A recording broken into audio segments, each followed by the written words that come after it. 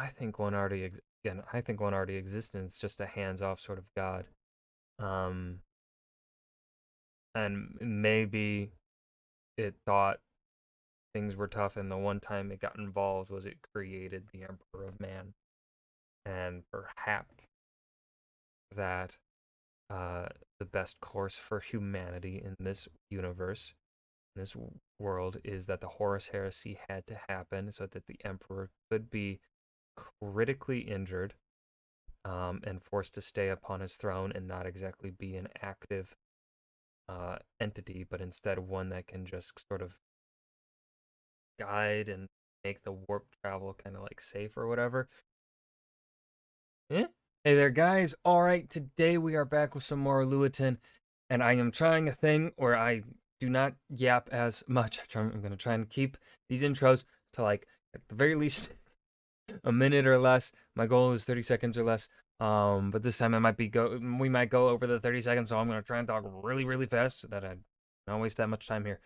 Make sure you go and follow me over at Twitch, link in the description box below if you want to watch me live react to the Hell's Reach fan film, and also the part 2 to the Imperium of Man history by Luatin. I'm going to watch those on stream sometime. Specifically waiting to hit 500 followers over at Twitch. So, with that out of the way, let's dive into the Dominion of Chaos, Warhammer 40k lore / history. Did it. About a minute. Fuck yeah.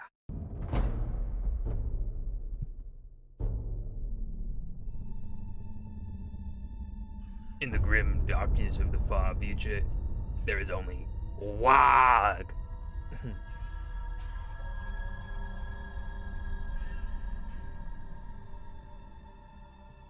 Wag. Is this so fun to say?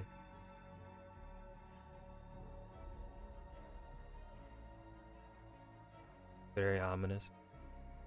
There will be no peace among the stars. But what if there Only was? an eternity of carnage and slaughter, Kind of messed up. and the hideous laughter of ever-thirsting gods. Let the galaxy Art goes hard. humanity inhabits in the 41st millennium.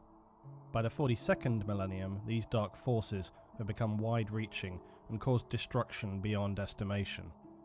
They pervade reality, hanging as an ever-present shadow. Far from being disconnected from that reality, the dark entities known as the Chaos Gods have far-reaching powers and continually threaten to impact the long-term stability and safety of not just humanity, but nearly all races that inhabit the galaxy. While many races have probably a hand in giving rise to the Chaos Gods, it's reasonable to say that humanity, and certainly the Eldar, have played some of the largest roles in contributing to the rise and strength of the Chaos Gods. Chaos largely exists not in the mortal galaxy, but in the pure energy realm of the Immaterium, otherwise known as warp space. The Chaos Gods do not exist in isolation either. In fact, their very existence is continually fueled by the emotions and souls of sentient beings in the material space, or Materium.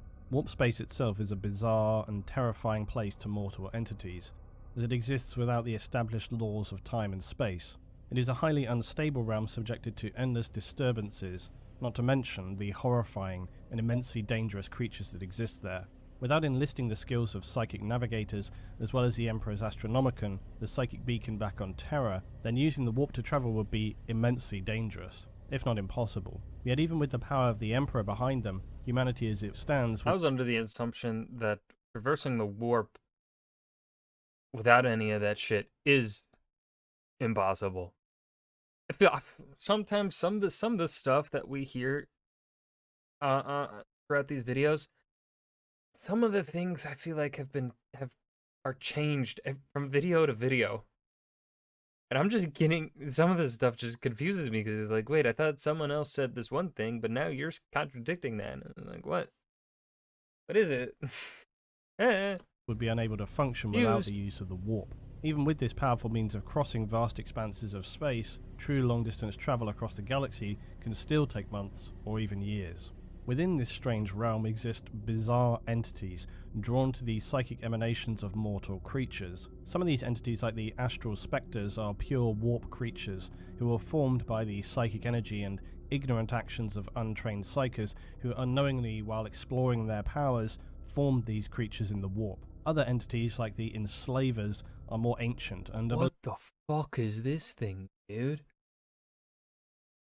That's my sleep paralysis demon. Jesus Christ. believed to have existed as far back as the War in Heaven, the galaxy-ruining war between the Old Ones and the Catan-Necron Alliance. The Old Ones had created many races before, but now they were forced to create beings with powerful psychic weapons to battle the nightmarish, world-ending Catan. The experimentation and subsequent learning processes of these early psychers would unknowingly disrupt the, at this time, relatively placid Immaterium. Their psychic experimentations, usually with conflict in mind, would unknowingly fill the blank canvas of warp space with hellish creatures that would violently and I thought it was kind of just the unfathomably large amount of death that sent the warp into fucking chaos. Wasn't I didn't was it always the fucking psychers that did it? I thought it was just the death, or was it a combination of the two? And it was one of those things that I feel like we've heard different things on from video to video, depending upon the context in which the video is covering.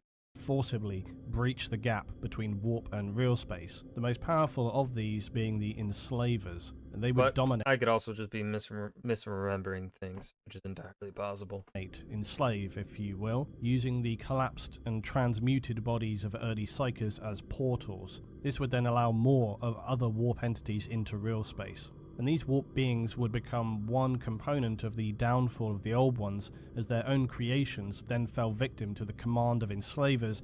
Instead of being a tool to destroy the Catan, the Old Ones found themselves hamstrung and fighting nightmarish entities they hadn't anticipated, despite their vast wealth of knowledge. These non-specific undesignated warp entities would again breach real space to reap humanity, again exploiting the inexperienced and weak early psychers of mankind during the warp storms of the Age of Strife. While these strange and terrifying entities within the warp are certainly unsettling and problematic for mankind and the other races in the galaxy, they are incomparable to the true masters of warp space, the gods and demons of chaos. These are devastatingly powerful entities who are formed from the same energy The fuck is this thing, dude? I've never seen this thing before in this franchise. What the fuck am I looking at? that comprises warp space itself. The gods of chaos would largely be birthed into the warp as early as 10,000 years BC. Human shamans would detect and sense their malevolent presence, but even though the chaos gods would exist, in one sense, they were far less active and destructive than they are in the 41st and 42nd millennium. At this early time, you could even describe them as being passive entities. The gods of chaos were more like a slow boiling pot of water, the heat being humanity and other races' inherently negative traits and vices. Chaos itself is not a race, it's more of a collective designation and realm. It's primarily divided between four gods, known as Khorne, Tzeentch, Nurgle, and Slaanesh. Triple smash. Khorne is the blood god, representing war, Look for the blood god. rage, violence, hatred, and bloodshed. Tzeentch is the changer of the ways, representing volatility of change such as overreaching ambition, plotting, convoluted scheming, and Since when was Tzeentch a bird? I don't remember him having a bird face. I remember having like that belly mouth. conspiracy. It also represents sorcery. Nurgle is the plague god, and it represents mortality, morbidity, and despair. And Slaanesh is the god of lust, greed, excess, hedonism, pleasure, pain, and perfection. Listen, I can fix her. The gods of chaos are manifested through sentient thoughts, minds, and emotions of the galaxy's inhabitants. The collective unconsciousness cumulatively shapes and allows the reactive warp or immaterium to give rise to such abhorrent creatures as the gods of chaos. The existing mental activity across the galaxy then continues to sustain and nourish them. While the gods themselves in the warp are extremely powerful, they can only enter reality in a somewhat limited respect, such as by means of possession of those who have psychic abilities, as was the case during the Age of Strife when mass possessions of early human psykers wrought terrible and wide-reaching damage across the colonized planets of humanity. The Chaos Gods are also able to form and create lesser entities from the warp itself to push out into real space, essentially forging miniature extensions of themselves. These are the demons of chaos. Whilst they themselves are not truly able to enter the materium, things have become progressively more severe since the formation of the Eye of Terror, and more recently with the formation of the Great Rift across the galaxy. Toward the end of the 41st millennium, the warp had been growing ever more unstable, and eventually this struggle would lead to a massive tear in space across the entire galaxy. For humanity in the region containing Holy Terror, the tear appears as a scar across space. But for those Imperial worlds on the far side of this tear in space, they now inhabit what has been designated the Dark Imperium. So called because on this side of the Great Rift, the light of the Emperor does not shine. The Astronomicon is not visible to warp navigators, and travel and communication are difficult at best. Eventually, over time, things will become somewhat more stable, but the massive tear across the galaxy leaves a continual shadow of darkness hanging over it. Where chaos had once been somewhat contained, it now pervades the entire galaxy, and nowhere is truly safe. Returning though to the Chaos Gods, while all inhabiting the same realm, they're generally speaking not a collaborative or united force working together. They simply happen to cohabit the warp. They're in a near constant struggle and conflict between themselves, and this ongoing battle of dominance is known as the Great Game, a game that can arguably never be truly won. There is often much discussion around what would occur if one of the Chaos Gods was somehow able to win the Great Game and take a primary position of dominance. Could the warp be returned to a balance, a state of serenity, or would the warp itself consume real space, dooming all mortal races to a nightmarish future of complete and total chaos? Only the unending conflict that rages on allows the gods to have their share of power. The Great Game is generally the primary focus of the Chaos Gods. Much is spoken of chaos in mortal real space in the 42nd millennium. Now, especially more than ever, the talk of how severe a threat it represents. Along with the ever-burgeoning chaos cults and well-known abhorrent traitors to the Imperium, such as the Chaos Space Marines, the gods themselves are far more concerned with their own struggles against one another in the warp, and in actuality they only direct a very small amount of attention and power toward the mortal realm. There are periodic instances where the Chaos powers will set aside their differences and unite under a general banner of chaos itself, the rise of the Emperor of Man being one such time. The Chaos Gods felt his presence to be unsettling and dangerous to them, especially after some further details, which we'll talk about later, and so they engineered the great civil war among humanity, the Horus Heresy. But from the perspective of the Chaos Gods, this was barely a turn of... You know, I really need to watch a video more on about the Horus Heresy, because I feel like we haven't really had a video that... Have I watched anything really about the Horus Heresy yet? I know we've... I don't think I have. Oopsies. their head and a moment of their attention away from the Great Game. This game is also mirrored in their followers, as well as demons who continue the Great Game in or out of the Immaterium. When the galaxy was young, whilst the warp existed as a realm, it had no distinct entities as such within it. It simply was energy flowing with the sentient emotions of the mortal materium. Over time, this energy would become more and more defined and individually distinct. At some point in this early period of the first few millennia, Khorne would become the first to realise its ability to act independently from the larger, more abstract disturbances in the Sea of the Warp. Later, two others would follow, being Tzeentch and Nurgle, and so the first three gods were manifested in terms... Funny that the change god didn't notice the change first. Yeah. Loser. ...of human history by the end of the second millennium. The fourth god, Slaanesh, wouldn't manifest until the catastrophic ending of Eldar society as it had been known in Millennium 29. There are also a few minor gods of chaos, the most notable though being Malice, known as the Renegade or sometimes Fifth Chaos God. Very rarely spoken of or written about now, Malice represents pure anarchy, destruction. Oh, has Malice ever been mentioned up until this point in any of the videos that we've watched? Don't think so. Doesn't sound familiar to me. And terror. Malice itself represents the chaotic nature of the warp, and because of its destructive tendencies will wage war against anything it encounters, fighting both the powers of chaos and all mortal creatures. And you may think, well, isn't that already like the other chaos gods? True enough, except Malice is a purer form of that focus. And interestingly, unlike the other chaos gods, Malice can supposedly be summoned into reality so long as enough sacrifices are given and a vessel body is available for him to take possession of it. While the strength and position of the gods shifts and is in constant conflict, there is a relatively established order or hierarchy between them. Khorne, as the first god of the Immaterium, is seen generally as being the most powerful overall, and this is attributed to the endless acts of murder, violence and sacrifice that have been relentlessly ongoing since his inception. They continue to fuel and keep him filled with ethereal strength with little if any respite. Khorne is believed to have risen during the Middle Ages of Man, this period known for its excessive bloodshed and savage close-quarter battles, which would often result in massive casualties and entire battlefields being left awash with blood. Not to mention the ongoing cruelty, anger and savagery of the age, wherein humanity would continually brutalize itself.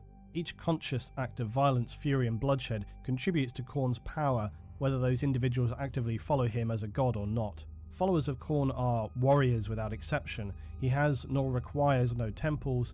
He is worshipped on the battlefield of mortal races. Khorne derives as Karneth, meaning the Lord of Rage or Lord of Blood. Khorne despises the use of magic and sorcery, and therefore most expressively hates the other gods of Tzeentch and Slaanesh. Notable traitors of the Imperium who are aligned with Khorne are the World Eaters. They are the 12th Space Marine Legion, and their Primarch Angron also aligned with Chaos and Khorne. Angry boy. After the heresy, they split into many smaller groups such as the Forsworn, Gore Hunters, the Blood Legion of Khorne, the list goes on. And we'll look more in detail at the specifics of Chaos Marines in future content. The other three Chaos Gods share more of a fluctuating and random combination of peaks and troughs, in accordance with how they draw their powers. Mortal events may imbue them with unexpected strength, which allows them momentary opportunities to become the strongest players in the eternal conflict of the great game. And these spikes in power and dominance are nearly always fleeting, and the eternal conflict continues on unabated. Tzeentch, though, is often seen as the second Chaos God in terms of general power and stability, and this entity draws strength from the endless desires in humanity to initiate change and better one's self-interests at the expense of others. While in I mean, I feel like the weakest would definitely be Nurgle. Though I don't think they're going to have Nurgle be the weakest. I think they're going to have it be Slaanesh, young. But my theory would be either Slaanesh or Tzeentch. That would be number one. Slaanesh, because she has a very, I feel like, a more broad kind of coverage. Hedonism, excess. That's something that I think humanity in general struggles with more so than bloodshed. So it's kind of that you could argue really that that bloodshed ends up happening through the relentless pursuit of more, right? So I feel like Slaanesh would be number one.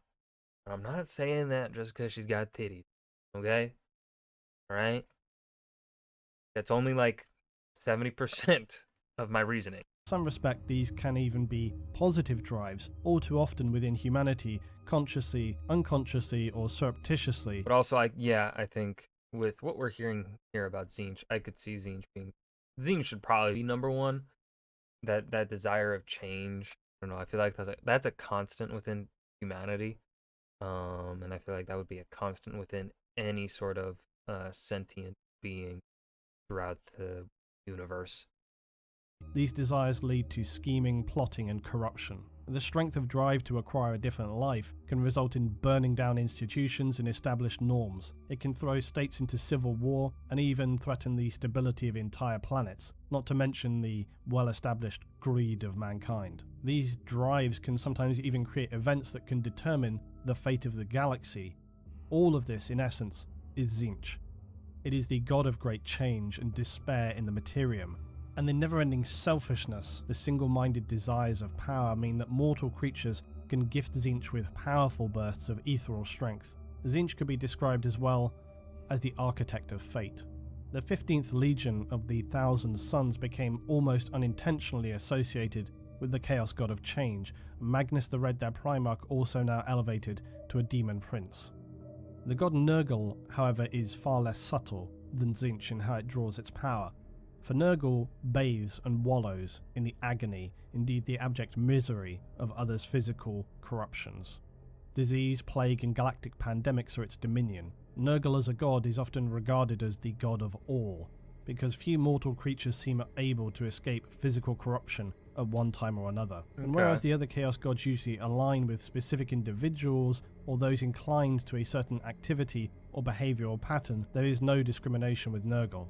Nurgle also has a more active role in the plight of mortals than the other gods, in that those afflicted by disease or some nightmarishly disfiguring corruption are often then subsequently shunned, exiled and ostracised by their own communities, leaving them in painfully hopeless situations, depressing misery, often having been turned on by everyone they may have imagined would help them in their time of need.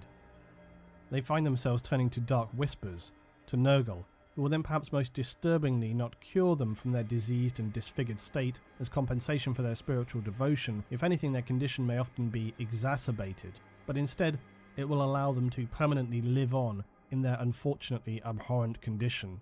Why the fuck would you want that? Yeah, that sounds worse. Just fucking kill me.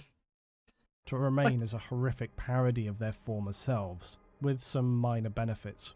That being a relative state of physical relief. Most followers of Nurgle seem totally unaware their physical condition should be causing them levels of pain and discomfort that would make any normal being want to collapse and be put to death right there and then. This rotting of Nurgle and bloating of the body often also enables them to physically endure more damage and trauma, making the followers of Nurgle more difficult to physically dispose of. The followers of Nurgle are almost universally extremely unpleasant forms to look upon or be in the immediate vicinity of. As with their pain, they are seemingly oblivious to the horrific appearance they display to others. Perhaps most disturbingly of all, though, beyond the physical, is that worshippers of Nurgle are afflicted with an ongoing permanent state of depression, but one that simultaneously brings them contradicting pleasure and satisfaction. Nurgle essentially is a disgusting perversion of mortality, deceiving its followers into a denial of their true self and distorting their perspective of reality. It's quite literally an abhorrent rot of the physical and mental self. The Death Guard, the 14th Space Marine Legion, are most associated with Nurgle. Mortarion, the Primarch of the Death Guard, would become a Demon Prince of Chaos, and other powerful Marines like Typhus, a captain, will become devastating champions. Which then brings us conveniently to another god which revels in perversion and distortion of reality, the god of pleasure, Slaanesh. I still stand by my statement. I think Tzeentch should be number one. I don't know, I think that desire of change is just so innately inexistent in every living being, really. And I mean, I guess through the Imperium of Man and the Emperor's efforts, he's kind of trying to establish a sort of stable, unchanging society. But I just think the nature of humanity is so innately against that kind of state that, yeah, I just think Tzeentch should be number one, baby. Slaanesh has had an ongoing surplus of strength ever since it was birthed at the horrific cataclysm that was the near total annihilation of the Eldar race and the shattering of their gods by Slaanesh, all brought about through their own excessively decadent and hedonistic ways. Slaanesh has a somewhat more neutral attitude toward the other three Chaos Gods, as its attention is considerably more focused upon indulging its own pleasures, as is its nature. Its main opposing god, though, is Khorne, as Khorne represents violence, pain, war, and through these things ultimately death, whereas Slaanesh is much more about sustaining, for as long as possible, pleasure, pain, beyond description and estimation. To end all of this early through a bloody slaughter is counterproductive to how Slaanesh gains strength. While the previous three gods are abhorrent to humanity and Xenos alike, Slaanesh is arguably the darkest of all the gods, which is not always apparent at first glance. To be held in near perpetual states of unimaginable psychological torture, to have pleasure senses dragged and extracted to levels which could be so intense as to be painful. It's a depraved entity that revels in not simply hedonistic pleasures, but prolonging all of these to the extreme. The 3rd Space Marine Legion, the Emperor's Children, are the most notable followers of Slaanesh and are best simply described as hedonistic psychopaths. Fulgrim, the Primarch of the Emperor's Children, would also become a powerful demon prince. The strength of all the Chaos Gods comes not from the most extreme acts defined by their characters, it's the very opposite. For you see, whilst a great many acts and tidal waves of emotional horror and depravity at one time would birth the gods themselves, it is the inevitability of mortal conditions that sustains and fuels them. For Khorne, endless physical conflict is as old as the mortal realm. It never ceases, it never calms, the struggle between mortals is eternal. With Tzeentch, the endless instability of mortal affairs leads to endless change and struggles for power. Nurgle, the god of all, is strengthened continuously by the inevitable decay, misery and death that occurs constantly throughout the galaxy. As for Slaanesh, in its simplest and most innocent form, it is only the pursuit of happiness and to better oneself. But following further down this... Honestly, I kind of think Khorne should be the weakest of the 4, because his is such a narrow kind of thing, whereas the other 3 all have a much more broad concept, right? Hedonism for Slaanesh, people gonna fuck, and people gonna torture, right? Are going to pursue excess. For Tzeentch, it's change, and I've already talked endlessly about that. And then Nurgle, disease and stuff, right? Like, Nurgle and Khorne, I could see fighting for 4th. Or, I guess, fighting for 3rd, going back and forth between each other. Because, really, they kind of can go hand in hand if we look at decay and plague, and in the realm of Nurgle, right? When war comes, plague will typically follow a war. And sometimes a plague can come in and that can cause a war, as it can lead to a scarcity of resources. But I think the top 2, I think number 1 and 2 are Tzeentch and Slaanesh.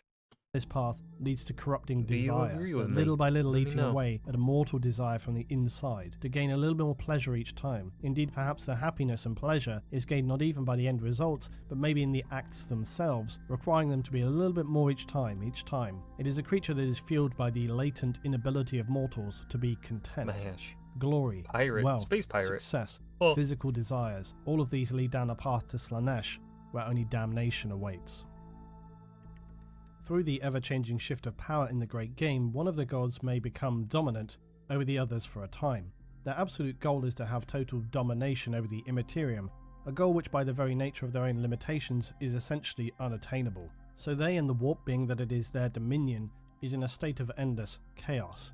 If one of the gods ascends to a position of dominance over the others, then the weaker forces may temporarily not so much ally as more work together toward the same goal of toppling the most powerful god at the time, to perhaps simply not pay more attention to the others and then later return to endless power plays as they fight each other to claim their position of dominance. Warp storms that periodically sweep the Immaterium are a direct result of the Chaos Gods battling each other in their ethereal planes. Armies of demons may battle each other within the warp or the mortal galaxy as they vie for control to inflict relative damage to the power of the other gods. These ongoing wars between the powers are endless cycles of repeating conflict, temporary cooperation, backstabbing, betrayal, and corrupt conspiracy and exploitation of any sensed weakness and opportunism. Humanity and races such as the Eldar love to bathe in their own egotistical self-importance, and so the endless skirmishes, incursions, and conflicts within the forces of chaos to them must feel like a directed and focused effort from the Chaos Gods to ruin and obliterate them. In truth, these battles are far from a concerted effort by the Chaos Powers to destroy the mortal races. In fact, these engagements are really more like spillage, the splashes and bleedings that exude from the far more severe and ongoing struggle between the gods themselves in the Immaterium. With all of that said, there are periods where, for the briefest of moments, the Chaos Gods will turn their eye to the mortal real space and pierce it with a plan of evil consciousness. These moments of attention for the gods can represent devastating battles for survival for mortal civilizations. An opportunistic warp opening here, a summoned possession there, These gateways will often unleash a host of Isn't demons, this the of Tau? whichever power first became aware of the opportunity. It's demons lavishing the chance to slaughter and or corrupt the mortal vessels that await them across whatever plane they happen to find themselves upon. On the rare occasion that the powers sense something has dangerously allied against them, or a force has risen that poses a genuine threat to their existence, this is when you may see the most dangerous of allegiances, known as Chaos Undivided. It's fairly self-explanatory, and considering that even at the worst of times in the ordinary galaxy the ongoing problems of chaos are only a small amount of their attention, you can barely imagine the danger and threat that the combined forces and attentions of the Chaos Gods represents. As mentioned, the rise of the Emperor was one such occasion, and it nearly led to the entire destruction of humanity. However, as soon as such matters are resolved, the gods will immediately use that momentary lapse to attempt to exploit the others. This in part explains why at the end of the Horus Heresy, the forces of the traitorous Space Marines of Chaos were so quick to flee, collapse and retreat. It seems fair to assume that with the death of Horus and the near-fatal wounding of the Emperor to the point he became a far more ineffective entity for mankind, the gods of Chaos likely snapped their attention back towards their own conflicts in the warp and away from the trivial conclusion of the devastating heresy war during the period of scouring. All of this brings us to a fairly common question though. Why are there no positive gods in the Immaterium? If a sentient being's emotions and desires, as well as their general conscious or unconscious feelings, form the entities within the warp, then it stands to logical reason you would surely see positive creations, as well as these very negative ones, correct? This is generally speaking best marked as one of those things we could class as poorly defined or just not well understood. We know that there are lesser entities out there in the warp, and that it's reasonable to assume that they are just relatively unapparent or smothered by the presence of more powerful Chaos Gods. Some of course even going so far as to speculate that the Emperor himself is potentially a positive godlike creature. He is after all an anathema to the Chaos Gods. It also raises further questions like, do the Chaos Gods truly represent darkness and evil, or is that a subjective human definition? The Chaos Gods Zinch I like that question though. Man, I don't know. I don't. I'm on the fence there between what to think on whether or not there are good gods. Typically, what we see, I think, in fantasy, I'm gonna put this under the broad spectrum of fantasy. When it comes to gods, you see this especially in like Elder Scrolls as well. Um, what we see as a good god, and honestly, you could argue that this is perhaps through our Western Christian beliefs that are kind of ingrained into our society as of currently. Um, that a good God is ones that are very offhanded, like are very removed from the complex of the world, whereas they're like we are representations or whatever of the goodness and human will, free choice. That sort of thing is typically associated with good gods, and so because of their belief or representation of the free will of humanity and other sentient beings, they are like, we can't get involved. It is their choice as to whether to be on bad chaos or on the other side, right? And I think I'm going to lean towards that is most likely the case here in Warhammer 40K. It's kind of also the case and then there are sometimes where extreme circumstances can happen where in which one god feels as though they may have to directly intervene. Right in the Elder Scrolls Oblivion, Akatosh has to take a direct role, but only because Martin System essentially sacrifices himself in order to beat back Mehrunes Dagon, right? A specific thing has to really happen, and things have to be pushed pretty far for, but also in Elder Scrolls, right? The Aedra do not have as much capability in getting involved as the Daedra do because of the lore reasons, blah blah blah, creation of Nirn and whatnot. Um, but yeah, and we see this with Ero Iluvatar in Middle Earth, Eru is very much hands off, and that though does kind of come in with their servants like Gandalf, and Gandalf is supposed to guide. He isn't necessarily supposed to lead humanity towards the right path. He is to guide them and uplift the leaders of mankind against the forces of evil. Like, not supposed to like take charge.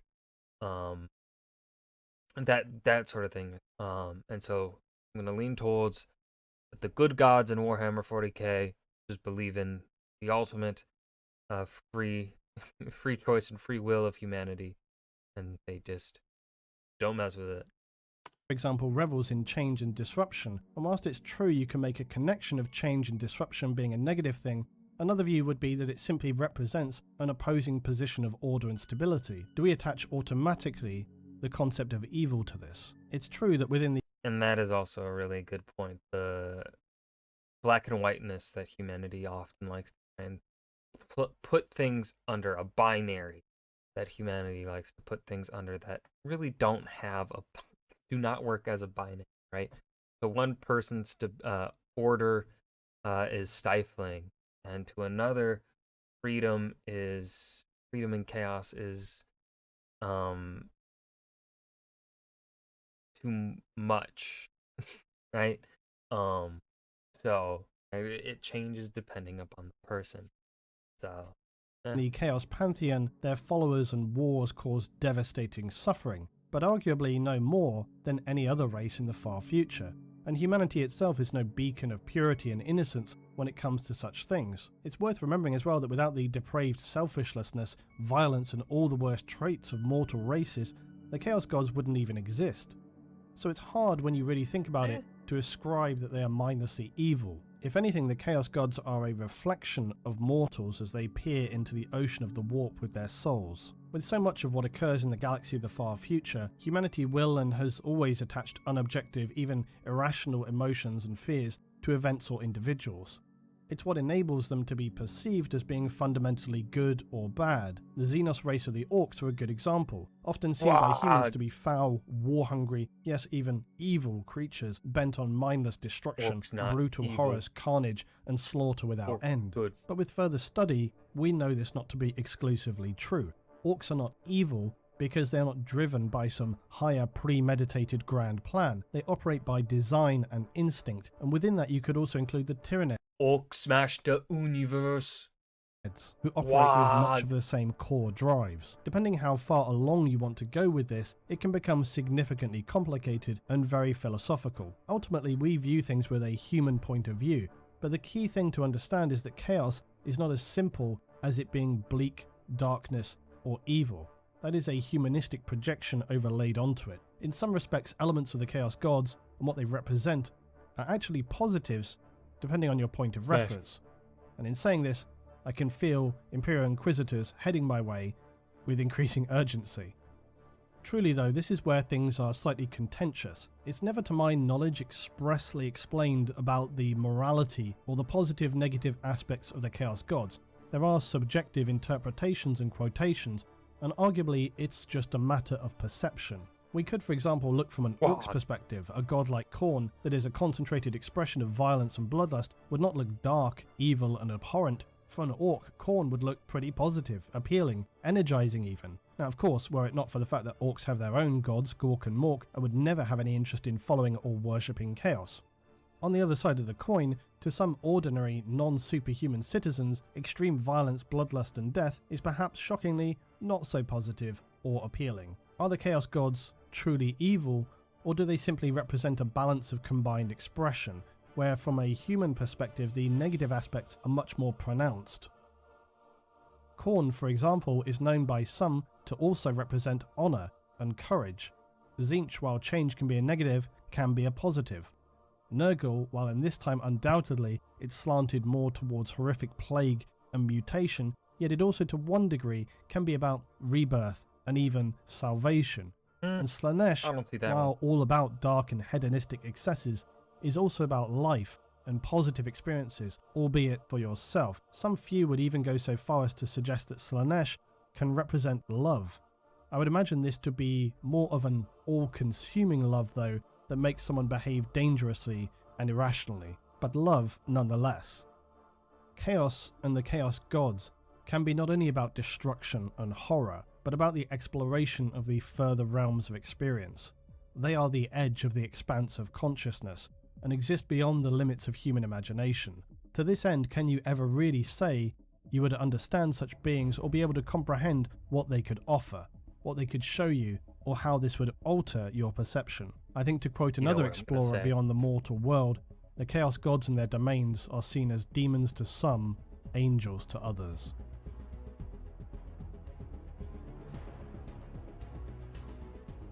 Devout members of the Imperium's I ecclesiarchy don't think I need would to say that repeat these myself. arguments are made by ruined and corrupted Chaos cultists who are trying to merely rationalize the dark powers of the warp. It's also possible, though, that from a human perspective, positive gods still emerge in the warp, or even that they always have, but perhaps they're simply nowhere near as powerful as the other entities that exist there and are crushed and obliterated before they have a chance to grow. If you want to really get to the core of this, though, it's humanity's own self-delusions about positivity being as much or more prevalent than negative traits. Whilst it's true that most humans aspire to have positive aspects in their lives, you need to look at the larger picture and start to consider if the collective positive experiences are really that substantial or powerful in the grand scheme of things, or are they just more like positive background radiation in terms of their influence to the warp? If you think of emotions and self-expression as needing to be of sufficient strength to essentially register in the warp, it helps to explain why, when you look at the creation of the Chaos Gods, they only generally seem to occur after significant periods of sustained, powerful, often traumatic, and not just ordinary but extreme emotions and expressions. We see that these resonated with enough strength to enable them to be able to come into a state of sentience. This to me suggests that it is only the most powerful feelings, or those on the edge of the spectrum of emotion, that registers and contributes to the warp most significantly. While positive feelings like family bonding, loyalty, honour, appreciation of art and beauty, and of course love and devotion can be powerful in moments, do those situations happen more often and in significant strength to counterbalance the generally more regular and arguably more powerful negative aspects of pain and suffering that are and always have been so widespread? So again, I say it's worth noting that the Chaos Gods only begin to appear after a significant period of fairly extreme, concentrated outpouring of consciousness and suffering before they were able to consume this power and come into being. Once they reached this critical mass of emotive energy that allowed their creation, they simply needed to just continue on, while the endless emotive energy would continue then to sustain their needs. It was enough that they had been created, and would then just exist until the later periods in human history where their strength would become significant after the huge levels of horrific destruction that would befall mankind.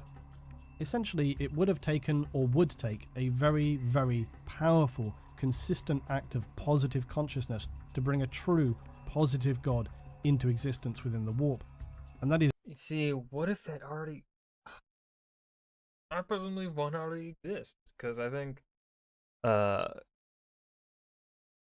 unless we're getting really cynical here, which I am not, uh, in terms of generality, um, I think in general humans are good.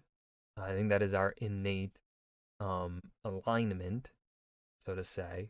Um, it is just through the development of society and those who hold the power that muddy things. I think one already again. I think one already exists, and it's just a hands-off sort of God. Um, and maybe it thought things were tough, and the one time it got involved was it created the Emperor of Man, and perhaps that the best course for humanity in this universe, in this world, is that the Horus Heresy had to happen so that the Emperor could be critically injured, and forced to stay upon his throne and not exactly be an active entity, but instead one that can just sort of guide and make the warp travel kind of like safe or whatever. Eh? Eh?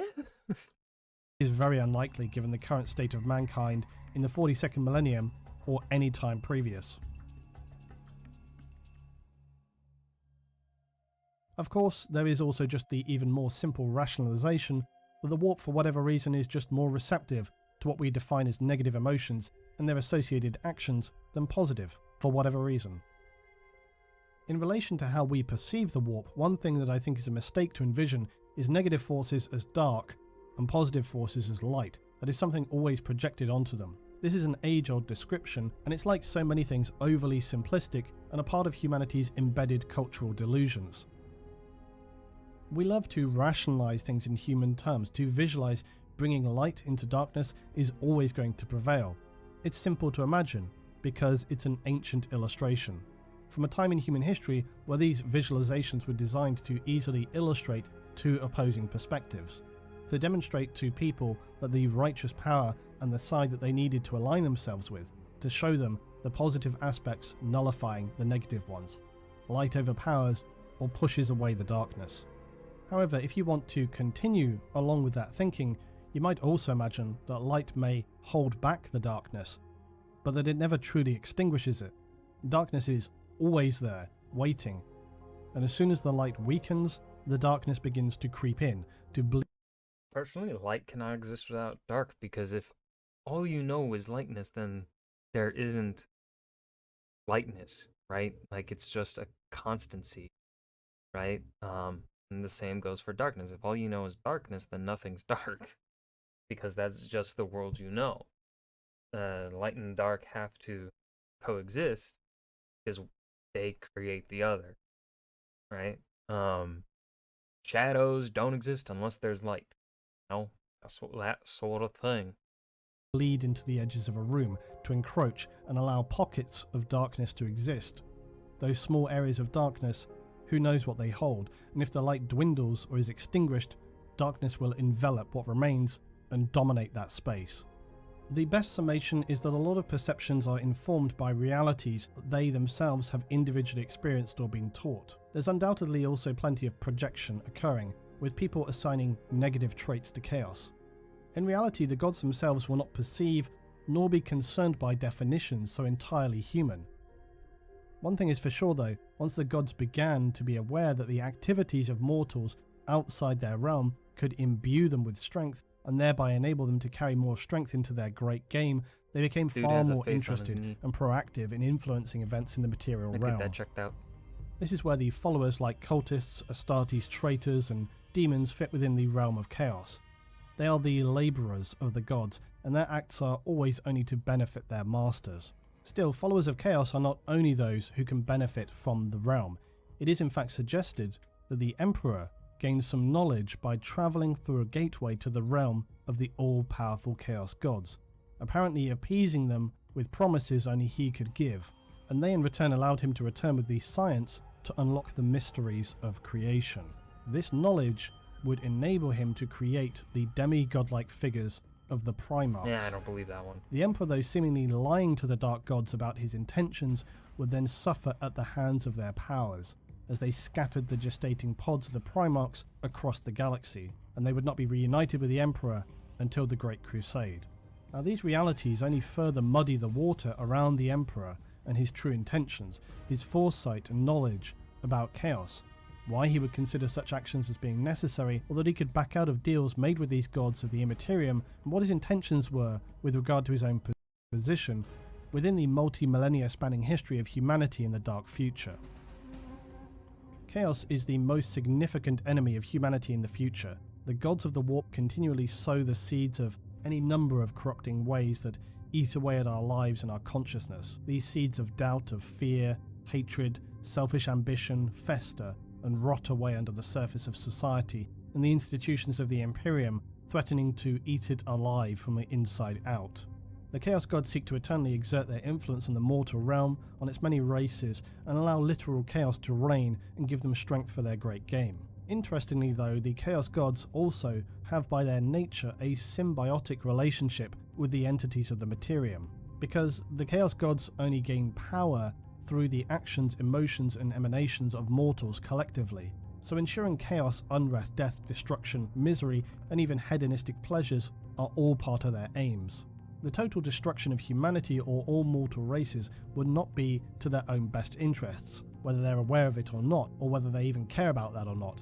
Without us, they would slowly cease to exist in their current form and would likely dissipate back into the warp until it was again a calm, balanced realm. In that respect, races like the Tyranids...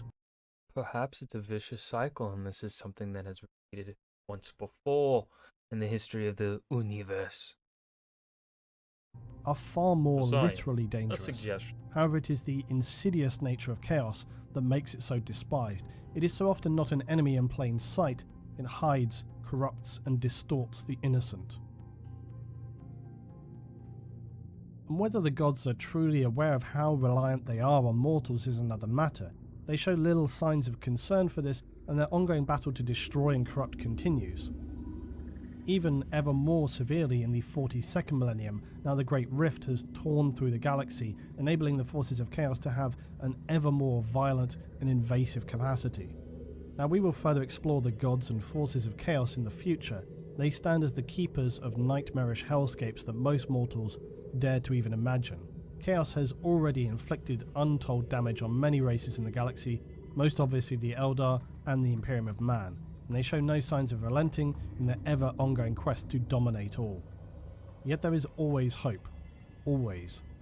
But the grim darkness of the far future looks ever darker, with the strength and reach of the Chaos Gods being ever more pronounced.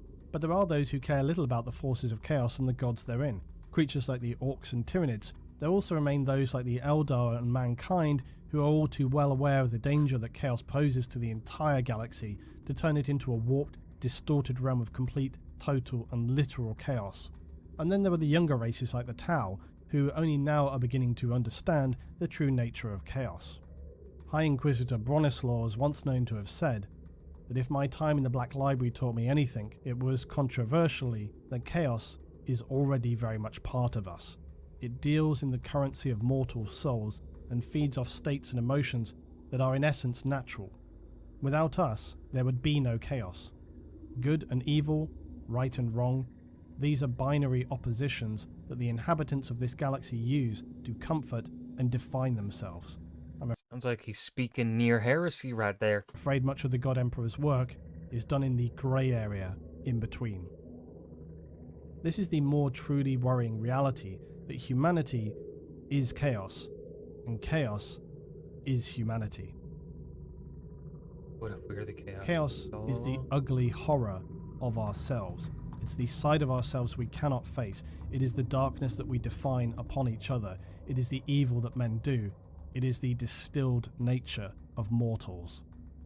The Imperium suffers because of chaos. This will always be so. But humans butcher, torture, repress, abuse, and conspire against one another. Do we do all this because we want it to be so, or do we do this because the dark gods require?